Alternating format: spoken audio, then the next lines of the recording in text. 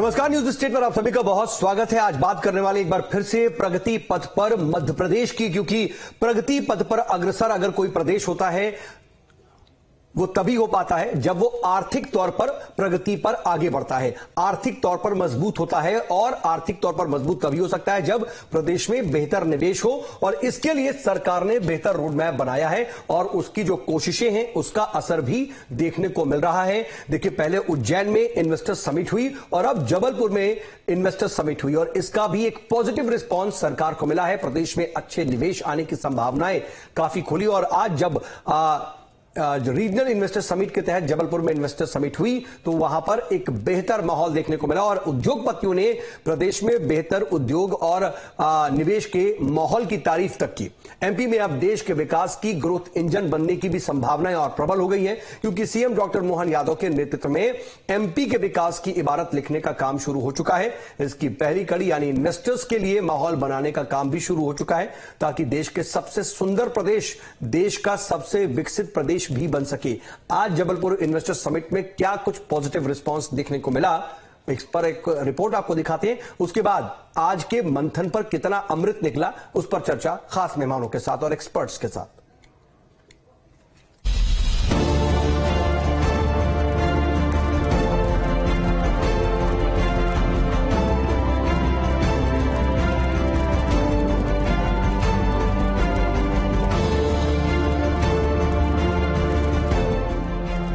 जबलपुर में जुटे उद्योग के दिग्गज, मध्य प्रदेश के विकास का रखा मॉडल,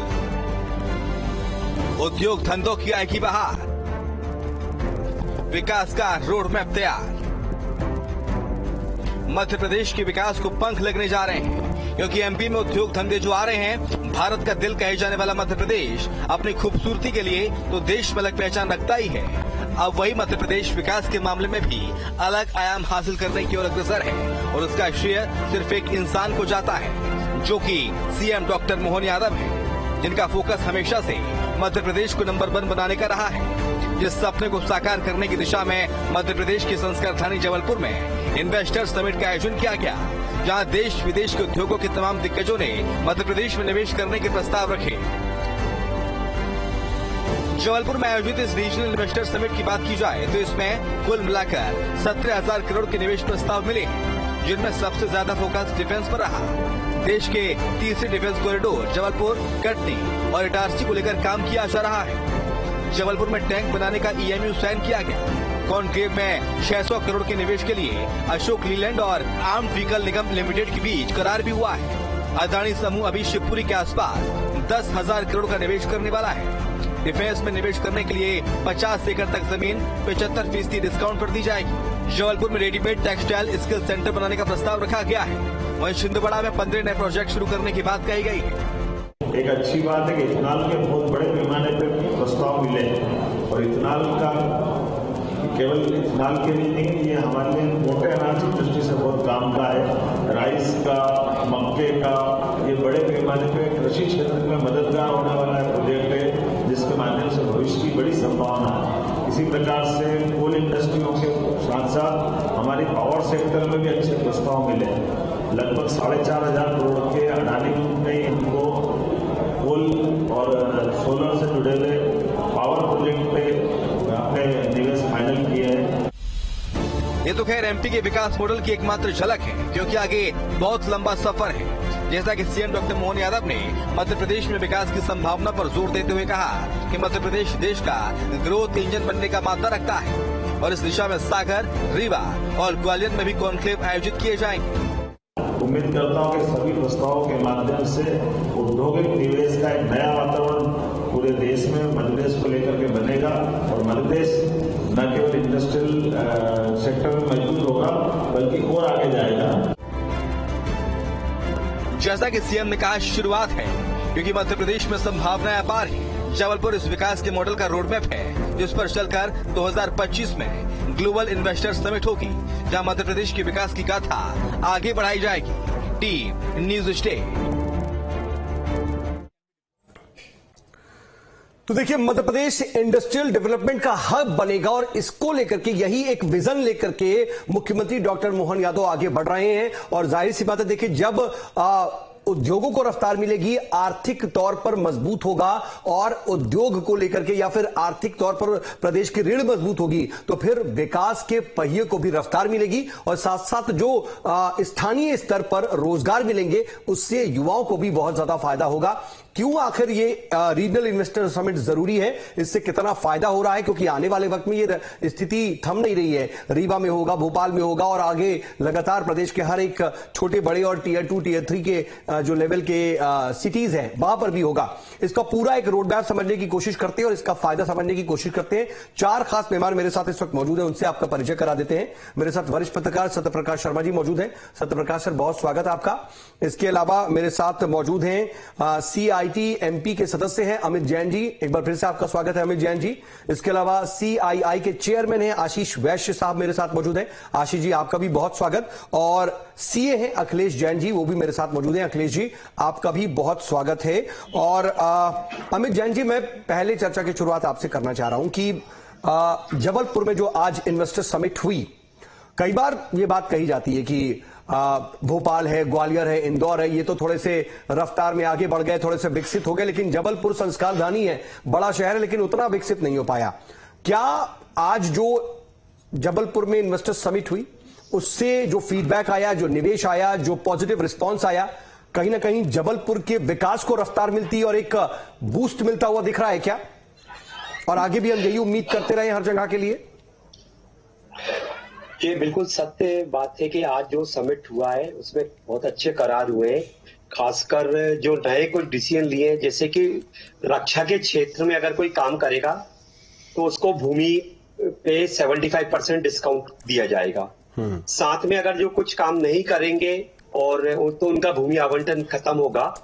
मतलब ये अब लाल फीताशाही जैसा आसार नहीं लग रहा है, वैसा लग रहा है कि काम तेजी से और आगे बढ़ेगा। और आज माननीय मुख्यमंत्री जी ने एक बहुत अच्छा काम और करा है कि 30 उद्योगपतियों से 1-to-1 की मुलाकात करी है और उन्हें आश्वासन दिया है कि आप निवेश करें और हमारा पूरा सहयोग आपको है। तो इन सबको देख करके लग रहा है मुझे कि संस्कारधानी जबलपुर में रीजनल और साथ साथ मध्य प्रदेश में हमारे यहाँ निवेश की गंगा बहेगी और हमारे स्थानीय युवाओं को यही रोजगार मिलेगा, जिससे देश का, प्रदेश का बहुत विकास होगा। ठीक है, लेकिन आज जो इन्वेस्टमेंट्स आए और आज जिस तरीके का रिस्पांस आया, जैसे 70 से ज्यादा परियोजनाओं का लोकार्पण हुआ है, 1-to-1 कई उद्योगपतियों से चर्चा हुई है, सीएम ने आकर के इसका पूरा खाका भी दिया और आज का रिस्पांस भी बताया, तो आपने उसमें से क्या निकाला? आपको क्या काम की चीजें निकली? अमित जी, अमित जैन जी, आपसे ही पूछ रहा हूं मैं। चलिए, शायद अमित जैन जी तक आवाज नहीं पहुंच पा रही है, उनसे दोबारा संपर्क करेंगे। लेकिन आशीष वैश्य जी, आप जरा बताइए कि जबलपुर इन्वेस्टर समिट किस मायने में बेहतर और आगे जो सरकार का विजन है उसको जमीन पर उतारने के लिए कितना ज्यादा यहां से एक पॉजिटिव अप्रोच लेकर के आगे बढ़ेगी सरकार? देखिए, मेरा ये मानना है कि जबलपुर अपार संभावनाओं से भरा हुआ क्षेत्र है। मैं केवल जबलपुर की बात नहीं कर रहा हूं, मैं पूरे महाकौशल क्षेत्र की कर रहा हूं। और ये क्षेत्र का पोटेंशियल अभी तक प्रदेश इसका फायदा नहीं उठा पाया। अगर हम डिफेंस क्लस्टर की बात करें तो जबलपुर में जो डिफेंस का पोटेंशियल है वो कहीं नहीं है। अगर हम टूरिज्म की बात करें तो आज नर्मदा का जो पूरा बेल्ट है और बांधवगढ़ है, जो पूरा नेशनल पार्क का इकोसिस्टम है जबलपुर के पास में, और जो भेड़ा घाट है, ये टूरिज्म के लिहाज से एक बहुत बड़ा पोटेंशियल रखता है जिसका हम फायदा नहीं उठा पाए। अगर हम माइनिंग की बात करें तो जबलपुर में लाइमस्टोन से लेकर बहुत सारी माइनिंग की संभावनाएं हैं। तो अभी तक अगर हम विकास की बात करते थे प्रदेश में, औद्योगिक विकास की, तो सारा विकास जैसा आपने सही कहा इंदौर, भोपाल और ग्वालियर की तरफ सिमट जाता था।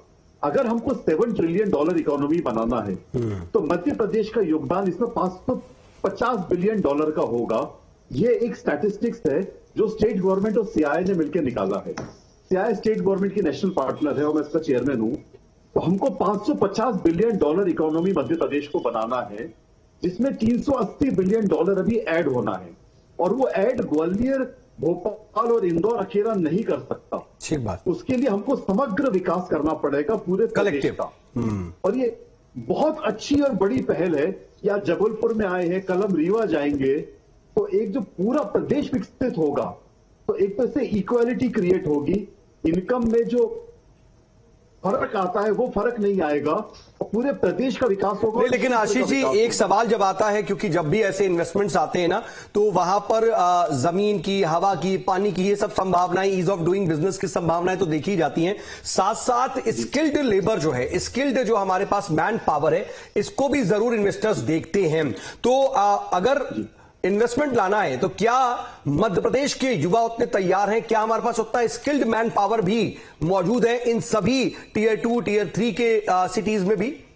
और उनका डेवलपमेंट होगा तो वो स्थानीय लेवल पर जो रोजगार मिलेगा उस लायक हमारे पास युवा भी स्किल्ड है? सर, मैं इसका जवाब बड़ा सिंपल देना चाहूंगा। स्किल्ड मैन पावर आज की तारीख में सबसे ज्यादा मध्य प्रदेश के पास ही है। मैं जब गुजरात के उद्योगपतियों से बात करता हूं तो वहां काम करने वाले कामगार भी आज मध्य प्रदेश से ज्यादा हैं।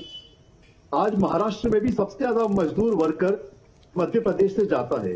अगर हम क्वालिफाइड वर्कफोर्स की बात करें, आईटी वर्कफोर्स की बात करें, तो सबसे ज्यादा इंजीनियरिंग और ग्रेजुएट्स हमारे यहाँ मध्य प्रदेश से निकलते हैं, जो कि बाहर माइग्रेशन पे जाते हैं।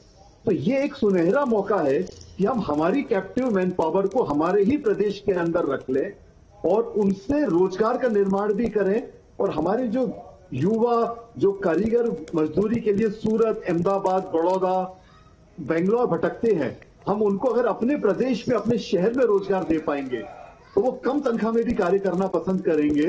तो इससे हमको low cost labour Madhya Pradesh में अवेलेबल है, और हमारे विकास का सबसे बड़ा कारण ही यही है कि ईज ऑफ डूइंग बिजनेस आज हर प्रदेश कर रहा है।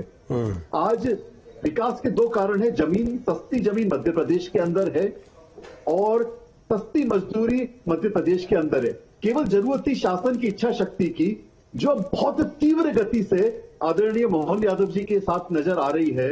बहुत बड़ा विजन है, और इतने कम टाइम में 2 इन्वेस्टर समिट आज तक किसी भी प्रदेश में, देश में नहीं हुए। नहीं, सिर्फ 2 भी नहीं है, अभी तो पूरी एक ट्रेल दिख रही है, एक पूरी फेहरिस्त है। मतलब रीवा है, उसके बाद भोपाल है, उसके बाद आगे हम अभी पूरी की पूरी जो लिस्ट है वो, और उसकी जो डेट है, शेड्यूल भी सामने है। जी बिल्कुल। और इसमें से सबसे बड़ी बात बताना चाहूंगा, भोपाल में ग्लोबल इन्वेस्टर समिट में प्रस्तावित। ठीक बात कह रहे हैं, ग्लोबल इन्वेस्टर समिट में और ज्यादा अपार संभावनाएं होंगी। समिट भी होने वाला है। हाँ, बिल्कुल ठीक कह रहे हैं आप। मैं आता हूं आशीष जी आपके पास और अखिलेश जी के पास आऊं। उससे पहले अमित जी, एक चीज, जल्दी आपका फोन कट गया था, जल्दी से आपसे एक कमेंट चाह रहा था कि आज जो जबलपुर में हुआ, जबलपुर से क्या मिला? आप क्या देखते हैं, क्या काम का हमारे पास आया? चाहे वो जबलपुर के आर्थिक विकास की बात हो, सरकार को इन्वेस्टमेंट की बात हो, युवाओं को आगे जो बेनिफिट होगा उससे, आप क्या पाते हैं? कौन से पॉइंट्स, कौन से फैक्टर, आज क्या मिला हमें इन्वेस्टर समिट से? आज हमें इन्वेस्टर समिट से 1-to-1 जो मौका मिला है हमारे युवाओं को काम के लिए, बड़े बड़े उद्योगों ने अपना वो करा है। हम मेडिकल के क्षेत्र में, जैसे अभी हमारे प्रदेश में 25 मेडिकल कॉलेजेस बनने वाले हैं, उसमें लोगों ने रुचि बताई है। डिफेंस के क्षेत्र में, जैसे मैंने अभी पूर्व में भी कहा था कि जो जमीन आवंटन होगा वो 70-75% डिस्काउंट पे होगा, तो हमें जमीन के निवेश मिले हैं। कुछ हर्बल्स में इन्वेस्टमेंट मिला है, और इसके साथ साथ मोटर जो था व्हीकल्स से आयशर वगैरह ने भी रुचि दिखाई है। अनिल धीरूभाई अंबानी ग्रुप एक बहुत बड़ा निवेश का प्लान कर रहा है। सब कुछ ठीक रहा तो मुझे लगता है वो बहुत सक्सेसफुल होगा। तो इस तरह से प्रदेश को आज बहुत कुछ मिला है इससे। बस इन सबको देखिए, आइडिया लाना वो सब कुछ बहुत आसान है। आज हमारे देश में बहुत सारे आइडियाज है, नए नए ऐप बन रहे हैं, लेकिन सबसे मुश्किल काम है उनको इम्प्लीमेंट होना। लेकिन मुझे लग रहा है जिस नए रोड मैप से, जिस स्टाइल से ये काम हो रहा है, जिस तरीके से काम हो रहा है, तो हमारा प्रदेश निश्चित ही इसका फायदा उठाएगा। तो अखिलेश जैन जी, इम्प्लीमेंटेशन की बात जब भी आती है, अमित जैन जी ने उसका जिक्र भी कर दिया, तो बार बार सिर्फ आइडियाज की बात नहीं होती है, इम्प्लीमेंटेशन ज्यादा इंपॉर्टेंट हो जाता है, ये बात कही जाती है। आप तो सीए हैं और तमाम जो बारीकियां हैं उसको ज्यादा हमसे बेहतर समझते हैं। अगर यही बात मैं पूछूं अमित जी की, इससे जो मैंने पूछी कि क्या हासिल हुआ, तो आज का हासिल आप बता पाए, और इम्प्लीमेंटेशन में क्या हम माने कि फोकस के साथ जो काम होगा उसका फायदा मिलेगा, या फिर कहीं गाड़ी अटक जाएगी, आपको दिखती है? नहीं, बहुत फायदा मिलेगा। ये सारी चीजें जो हुई, आप इसको जरा पुरानी समिट से थोड़ा सा तुलना करिए। मैं आज दिन में वही कर रहा था, जो बाद में मुख्यमंत्री जी ने 1-to-1 करा, वो एक अलग इम्पैक्ट है। नहीं, ठीक है अमित जी, मैं समझ रहा हूं, मैं अखिलेश जी से इसका जवाब दे रहा था। अच्छा, अखिलेश जी, देखिए, सबसे पहले तो मैं आपके माध्यम से मध्य प्रदेश के यशस्वी मुख्यमंत्री डॉक्टर मोहन यादव जी का आभार व्यक्त करना चाहूंगा कि उन्होंने जबलपुर को महत्व दिया। पहली कैबिनेट की बैठक उन्होंने जबलपुर में की और उसके बाद उज्जैन के बाद जबलपुर में दूसरी डिजिटल इन्वेस्टमेंट समिट की। जहां तक मैं बात करूं फायदे की, जबलपुर में रक्षा के क्षेत्र है कि रक्षा का और डिफेंस का जबलपुर हब है। शुरू से रक्षा के 405 फैक्ट्री हमारे यहाँ पे है। तो 600 करोड़ रुपए का MOU साइन हुआ है, जिससे अब हमारे जबलपुर में जो बॉक्स बनते हैं वो तो जबलपुर बनेंगे। और माननीय मुख्यमंत्री जी ने यह भी कहा है, जैसे बताया कि पोस्ट कॉन्क्लेव जो होगा, जो दिक्कतें हैं, कहीं कोई दिक्कत है, उस सबको बाद में भी मतलब इसको लगातार माननीय मुख्यमंत्री जी के नेतृत्व में इसको लगातार देखा जाएगा कि कहाँ क्या कमी है, क्या क्या जो हमने प्रस्ताव आए थे हमारे पास में, उसमें कहाँ क्या हुआ है, कहाँ दिक्कत है। और जो बताया कि 30 दिन के अंदर आप अपना बिजनेस स्टार्ट कर सकते हैं। ईज ऑफ डूइंग बिजनेस का जो कंसेप्ट माननीय मोदी जी ने दिया था, उसको अक्षरशः पालन करते हुए मध्य प्रदेश के मुख्यमंत्री डॉक्टर मोहन यादव जी, और जैसा बताया कि एक एनर्जेटिक और एक तन्मयता के साथ काम करने वाले मुख्यमंत्री हमको मिले हैं। निश्चित तौर पर आज जो जबलपुर में आज हमारा ये हुआ है 5 अलग अलग सत्रों में, डिफेंस, खनन, जो जबलपुर का पोटेंशियल है, कृषि, खाद्य प्रसंस्करण, मटर हमारे यहाँ का बेसिक उत्पादन है, वस्त्र और परिधान के लिए उन्होंने एक क्लस्टर जो अभी रेडीमेड क्लस्टर की बात कर ली थी। और जहां तक आपने अभी बात की थी कि स्किल्ड लेबर कैसे मिलेगी, तो उन्होंने एक टेक्सटाइल और गारमेंट सेक्टर एक कौशल केंद्र प्लग एंड प्ले सेटअप का विकास के लिए आज सहमति दी है। और जहां पे आज हमारी कॉन्फ्रेंस हुई थी, उसी स्थान पर इसको स्थापित किया जाएगा। निश्चित तौर पर जबलपुर की जो इन्वेस्टर समिट है, आज इसमें 8,375 करोड़ रुपए के निवेश की बात हुई है और 13,400 लोगों को सीधे रोजगार मिलने की बात की है माननीय मुख्यमंत्री जी ने। तो ये हासिल है हमें। लेकिन सत्यप्रकाश शर्मा जी, देखिए बात यही आ रही है कि बहुत सी संभावनाएं हैं और सिर्फ जरूरत है इच्छा शक्ति की, जो कि मुख्यमंत्री डॉक्टर मोहन यादव दिखा रहे हैं। लेकिन कई बार इस पर राजनीति होने लगती है। विपक्ष जो आज के और इससे पहले के भी कभी जो इन्वेस्टर समिट होते थे पहले की सरकारों में, शिवराज सिंह के सरकारों में, वो कहते हैं कि भाई ठीक है, मजमा लगा लिया, आयोजन कर लिया, कार्यक्रम कर लिया, लेकिन कुछ हासिल नहीं होता। और इन्वेस्टमेंट कितना आया बताइए। कई बार टाल ठोक करके कैमरे में पूछ लिया जाता है कि अरे ये बताइए ना कितना इन्वेस्टमेंट आया है। तो अब तो इन्वेस्टमेंट आता दिख रहा है, तो विपक्ष के पास भी मुझे लगता है बहुत ज्यादा आरोप और गुंजाइश बची नहीं है। देखिए, किसी भी स्टेट का डेवलपमेंट इकोनॉमिकली इंडस्ट्रियलाइजेशन पर डिपेंड करता है। प्रदेश में जितना ज्यादा इन्वेस्टमेंट आएगा तो प्रदेश की आर्थिक व्यवस्था तो सुधरेगी, साथ ही कहीं ना कहीं रोजगार के साधन बढ़ेंगे।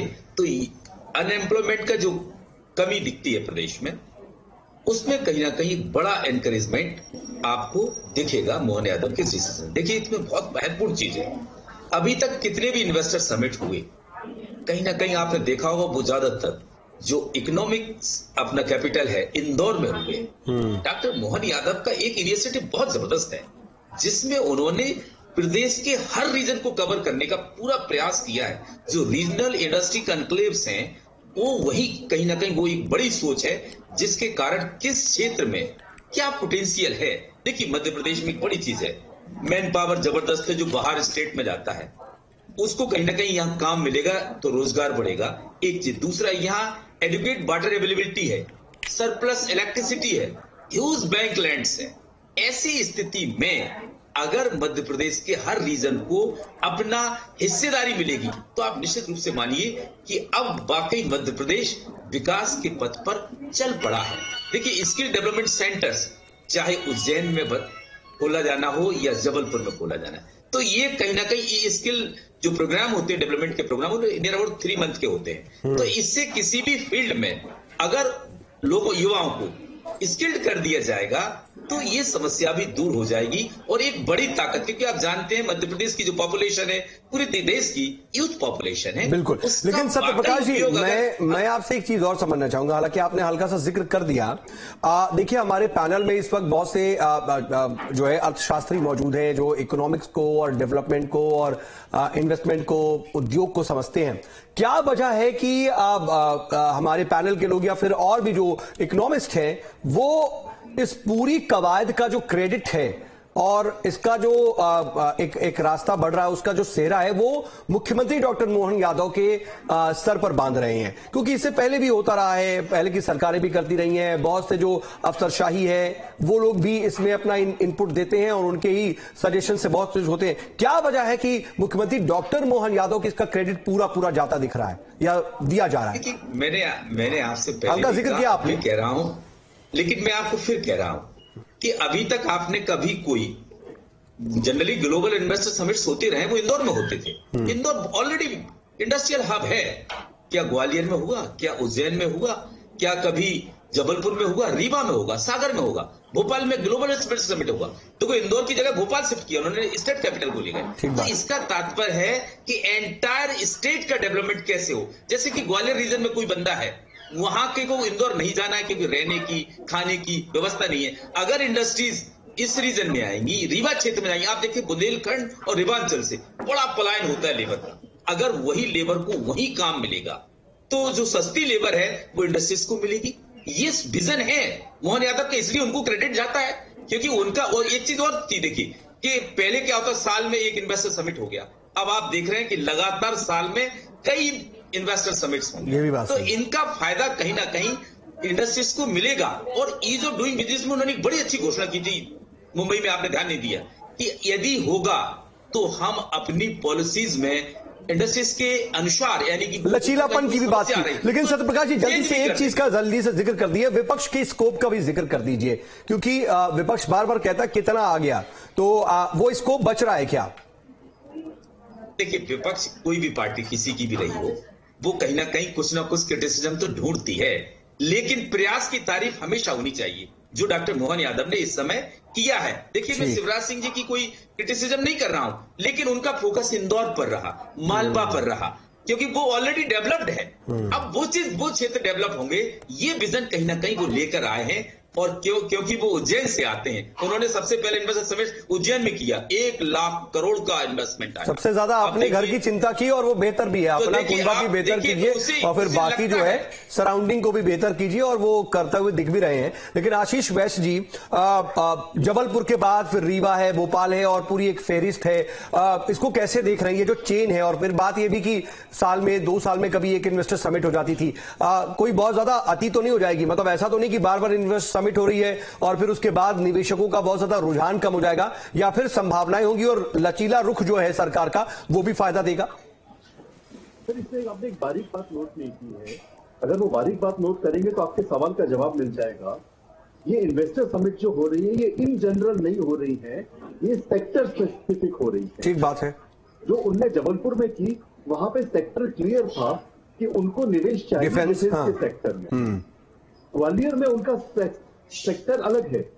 हर शहर में वहां की स्थानीय विशेषताओं को लेते हुए इन्वेस्टर समिट की जा रही है। वहां के स्थानीय मिनरल्स को लेके इन्वेस्टर समिट की जा रही है। तो हम वही चीज मॉडल हर शहर में कॉपी नहीं कर रहे हैं, वो कॉपी पेस्ट नहीं हो रहा। जो उज्जैन में हुआ जबलपुर में नहीं हुआ, तो जबलपुर में हो रहा है वो ग्वालियर में नहीं होगा। ग्वालियर में ग्वालियर की विशेषताओं को लेके होगा, जो कि फूड प्रोसेसिंग ज्यादा है। जबलपुर में जो हमारा डिफेंस सेक्टर था वो ज्यादा था। इंदौर की जो, मतलब ये नहीं है कि सिर्फ एक प्लान बना लिया कि इन्वेस्टर समिट करना है, बल्कि उसके ऊपर अच्छा खासा होमवर्क हुआ है और उसके साथ उस प्लानिंग के साथ इन्वेस्टमेंट्स को इनवाइट भी किया जा रहा है इन्वेस्टर्स को, और उनके साथ 1 to 1 चर्चा भी हो रही है। लेकिन अखिलेश जैन जी, बताऊंगा मैं। हाँ, ठीक है, कंप्लीट कीजिए बात। मैं सीआईआई का स्टेट चेयरमैन हूं और हम लोग नेशनल पार्टनर हैं इन सारे इन्वेस्टर समिट के। तो हम देख रहे हैं कि पूरी ब्यूरोक्रेसी हमारी टीम के साथ पिछले 1 महीने से दिन और रात लगी हुई है, और आदरणीय मुख्यमंत्री जी भी लगे हुए हैं। वो कल रात 11 बजे भी इन्वेस्टर्स से मिल रहे थे, आज सुबह भी है ना, वो प्लानिंग में लगे हुए हैं। जो आपको नजर आ रहा है वो ये जो जिजीविषा है, ये जो उनकी इच्छा शक्ति है, वो उनके अप्रोच में दिखती है। और जाहिर सी बात है, जब प्रदेश का मुखिया इस तरीके से बिल्कुल फोकस जो कि एक विजन के साथ लगा रहेगा, तो उसका असर दिखेगा, और वो दिख भी रहा है। अखिलेश जी, मैं आपके पास आना चाह रहा था, लेकिन माफी के साथ मैं आ नहीं पा रहा हूं, क्योंकि मुझे बिल्कुल बोला जा रहा है कि हम बहुत ओवर हो चुके हैं, बिल्कुल समय नहीं है अब। आप मुझे यहीं पर विराम देना होगा। सभी मेहमान आप हमारे साथ जुड़े, चर्चा में शामिल हो, इसके लिए आपका बहुत बहुत शुक्रिया। कुल मिलाकर के ये जो कोशिश है, ये जो एक प्रयास शुरू हुआ है वो यहां थमता हुआ नहीं दिख रहा है। यह इन्वेस्टर समिट बस एक शुरुआत है, जबलपुर और उज्जैन बस आगाज है और आने वाले वक्त में एक लंबी फहरिस्त है इन्वेस्टर समिट्स की। और जाहिर सी बात है हर एक जगह से कहीं ना कहीं कुछ ना कुछ जो है वो प्रदेश को मिलता ही रहेगा और इससे प्रदेश का समग्र विकास कैसे होगा खुद आप अंदाजा लगा सकते हैं। एक छोटा सा ब्रेक लेंगे, बने रहिए न्यूज स्टेट के साथ।